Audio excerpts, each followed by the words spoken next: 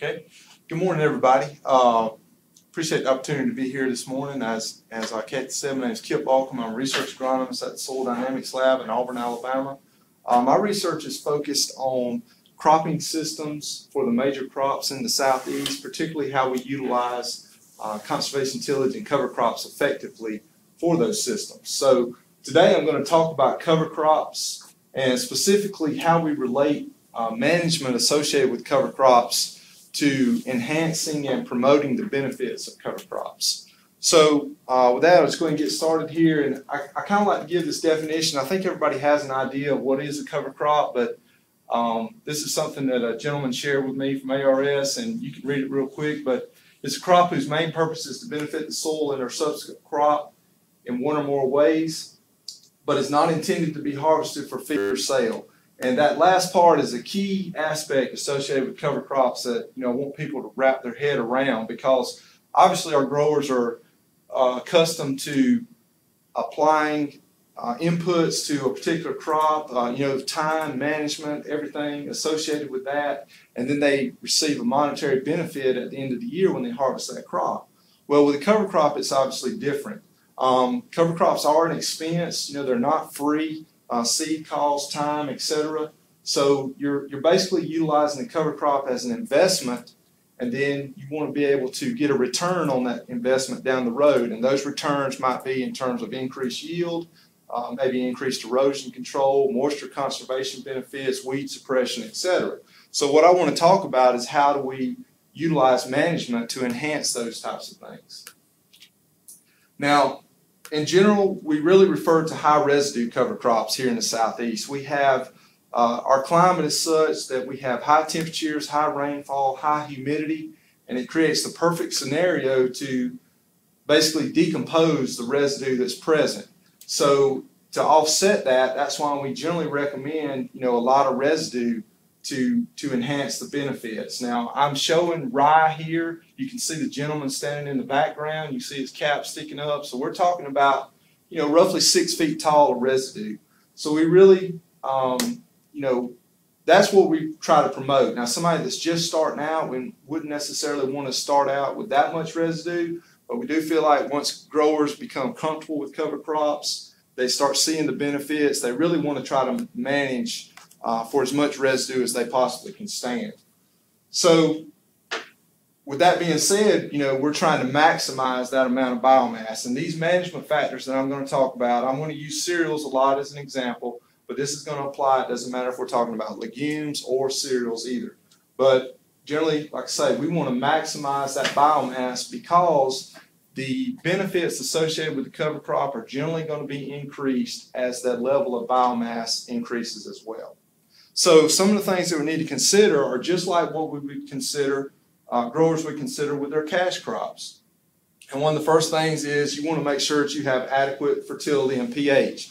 Now, this is generally not going to be a problem if someone's a row crop farmer and they're in maybe a sampling every year or sampling every 3 years soil fertility program. They're generally going to be okay as far as having adequate levels of P and K.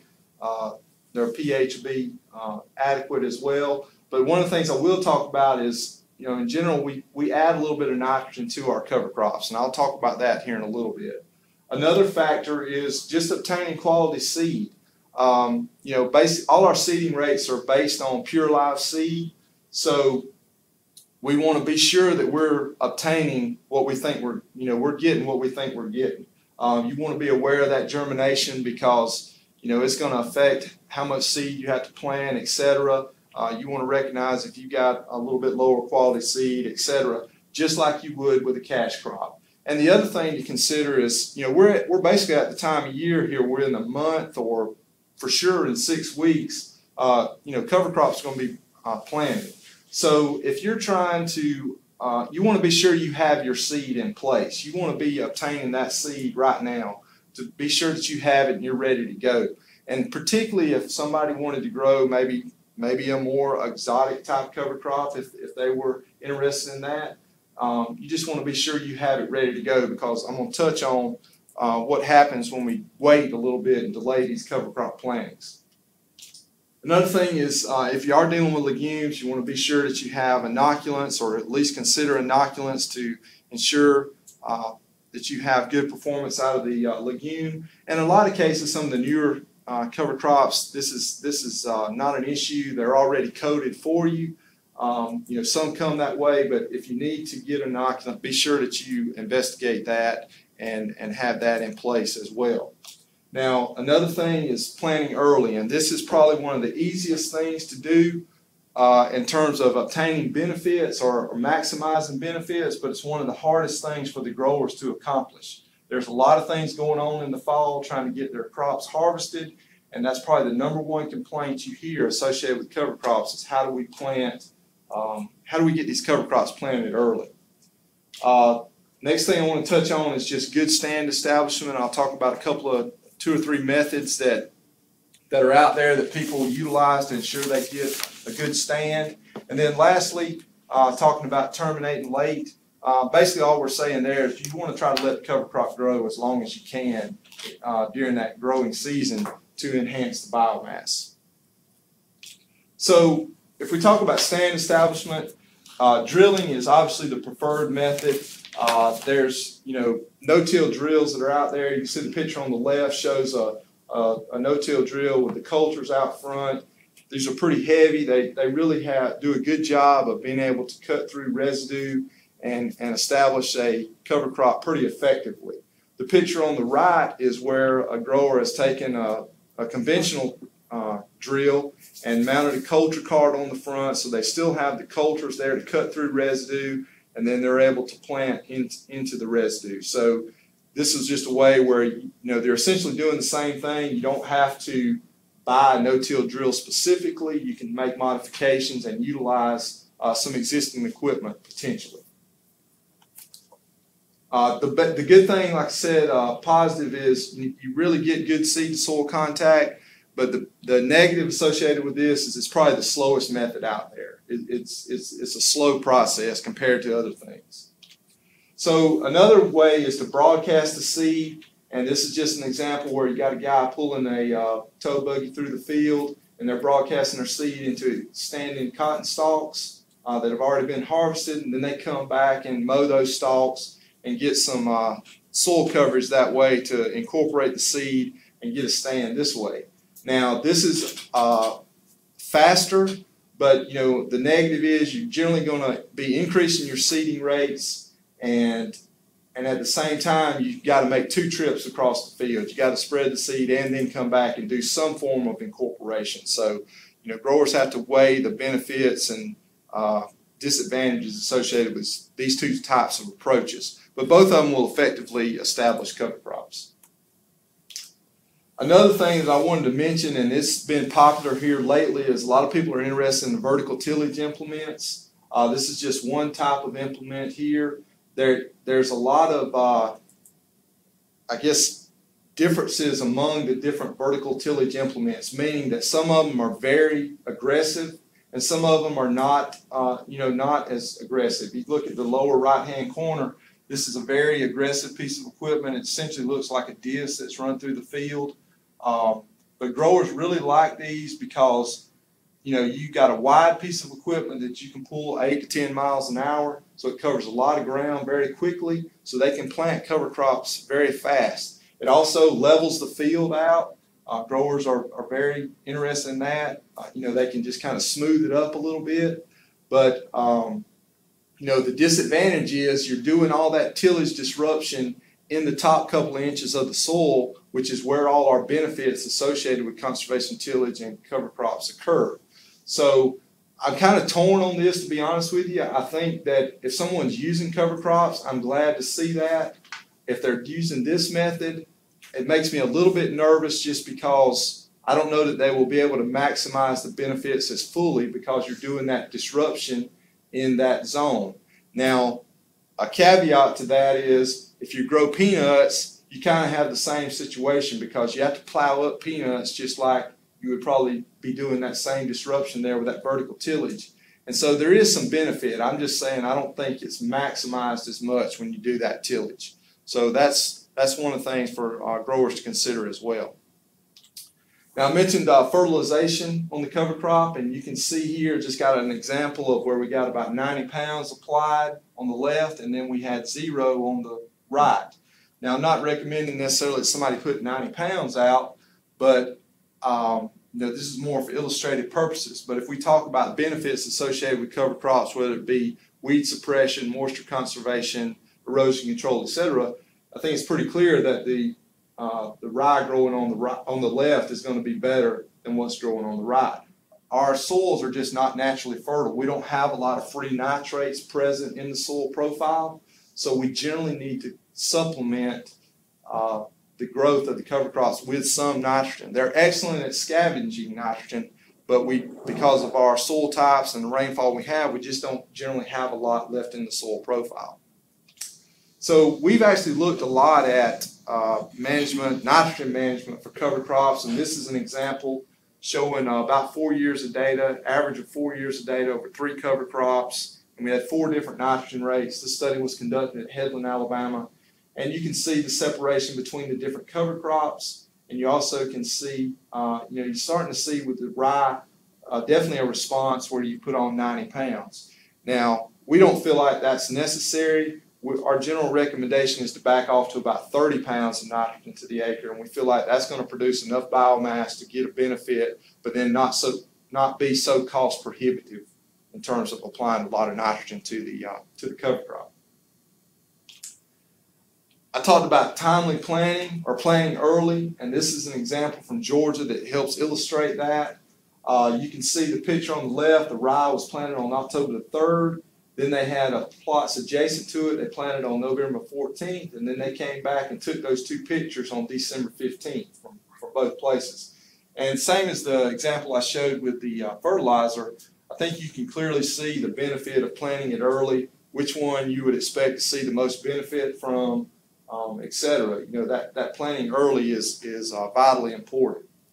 Now, that concern that I mentioned earlier that growers are not able to get out there and plant as early as they would like just because they've got so many other things going on in the fall kind of prompted us to conduct this study, which we're in the middle of right now. I'm going to show you some preliminary results related to a study that's looking at planting dates that range from mid to late October to early mid-December, a couple of different seeding rates, and then 4 different nitrogen rates. This study is for rye and is conducted at Headland, Alabama.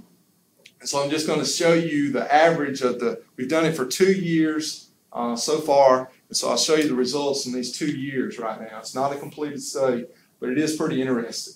The first thing to notice in the lower left-hand corner, talking about the average this is the average of the 60 and 90 pound seeding rates. There was no difference between 60 and 90 pounds, so we just averaged them together, and that's good because rye has been getting, it's more expensive than what it has been, and our general recommendation has been 90 pounds, but we're trying to look at, can we back off to 60? I think a lot of growers have already backed off to 60 because, just the cost, but we wanted to have some data to help support that or either say that that's, not a good idea. And so far, I think 60 is okay. The other thing that jumps out clearly is you look at the top blue line, and you can see the obvious response to planting it early regardless of the nitrogen rate applied. I mean, you just get a lot more biomass over, over that whole spectrum there. It's a little bit surprising that we didn't see as much separation between the other planting dates, but clearly that earlier planting date shows you what a benefit that is. So, I say that to let people, they have to weigh that decision when they're waiting later in the year to plant it as to what it's costing them. Now, to be honest with you, this is not a surprising result. We've kind of known this for a long period of time. What we were really trying to do was, could we come in and is there anything that we could do from a management standpoint to enhance that biomass production when someone has to plant late? Could we come up with some management guidelines to help them? And in this case, if you look at here at the far right side, we're at, if you just say 90 pounds of nitrogen to the acre, we jacked up the seeding rate to 90 pounds per acre. But notice how we were basically produced an equivalent amount of biomass as no nitrogen if we'd have just planted it early. So, forget the cost associated with that. We were just trying to show if there was a proof of concept, could we even do it? And in this case, this kind of rings true of when people say they don't have the time to get it planted. Well, this kind of goes with the axiom of time is money. It costs you if you wait like that. Now, in all fairness, like I said, this is not a completed study, and I want to show both years of the study because this is pretty interesting. If you look at the first year, we kind of got the results that we expected or what we were hoping. We still see, obviously there's a benefit to planting early, but notice here where we put on 90 pounds to the acre, we were able to, basically be equivalent or in some cases a little bit more biomass than what we would generally recommend at 30 pounds. So we were able to salvage the amount of biomass produced, if you will, rescue it, if you will. Forget the cost, but that's what it took to do that. Now the next year, you can see we still saw a benefit of planting early, but there's no benefit to nitrogen at all. It's basically flat across there. And if you recall, last year, like I said, this was in Headland, Alabama. Last year was an El Nino year. So we started looking at the weather patterns or weather data associated with these two growing seasons at Headland, and that's what it got summarized right here. And basically the story is it was warmer and wetter last year. You can see here in this last year in November, we got about almost over 11 inches of rain just for that particular month compared to the year before where we got about 2.5 maybe. So the warmer probably was a benefit, would be my guess, because that means our dormant period was probably a little bit shorter. So you would think that we would have been able to produce a fair level of biomass. But I think the problem was we got so much rain, the nitrogen that we had applied on these sandier type soils that we have in the coastal plain, we basically lost it. Now, like I said, cereals are good at scavenging this nitrogen, but in this case we had so much rain, it was probably leached and maybe even some denitrified. So we basically lost that nitrogen, and that was supported while there was no response to the nitrogen at all. So in the past, as I said, we've done a lot of work with this, and we generally recommend applying the nitrogen in the fall. But that data was probably not based on the El Nino year. And so if, in hindsight now, if it is an El Nino year, it might be beneficial to apply the nitrogen to the cover crop more in the spring to avoid some of this risk associated with the high intensity rainfall events that occur over the winter at this particular location during that climate phase. So the other thing I want to touch on, last thing, is just talking about time of termination. I said try to let it go as long as you can, and this is just an illustration of that. We have plots adjacent to each other. We had rye and wheat planted before corn, and then rye and wheat planted before cotton. These were basically planted on the same day each year of the particular year involved, and the only difference was we terminated them about a month apart. On the ahead of corn, we terminated them about mid-March, and then ahead of cotton, we terminated them about mid-April.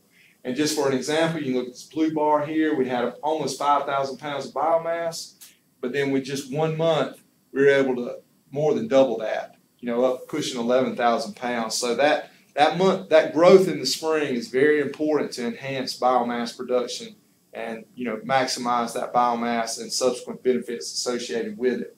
Now, that's easy to say in a irrigated scenario. A lot of our growers are dryland farmers. We know that cover crops utilize a lot of soil moisture. So the trick is always you want to terminate as late as possible, but you want to terminate early enough that you're going to get a subsequent rain to recharge your soil profile to make it in a favorable condition that you can plant your cash crop.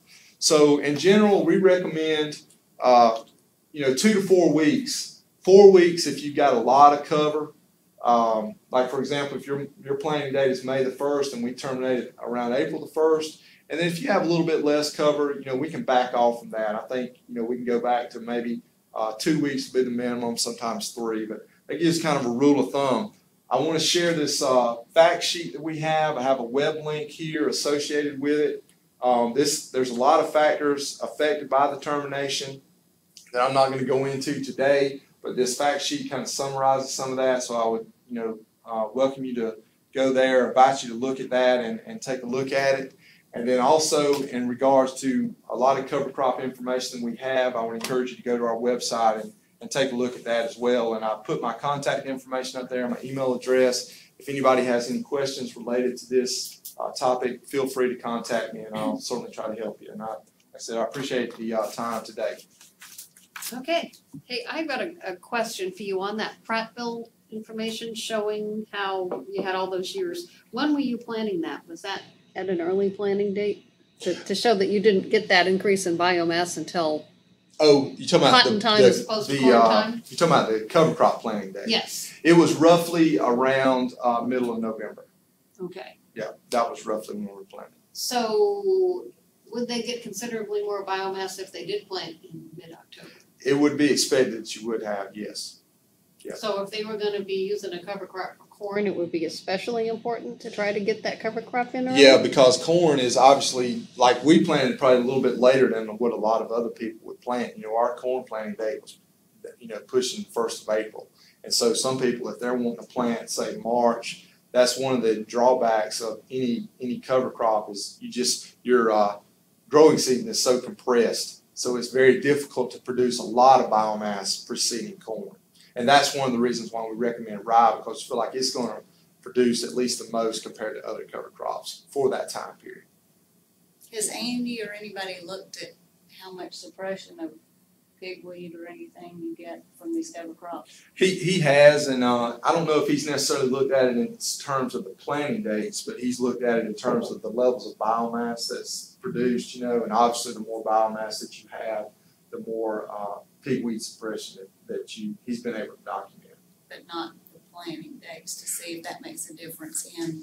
Yeah, and I take that back. I remember there's one study he did have some planting date information, and it's he showed pretty clearly that you had you get more biomass earlier plant, and then he was looking at pigweed emergence that following spring. It's pretty good relationship as far as where he got the early planting dates associated with pigweed suppression.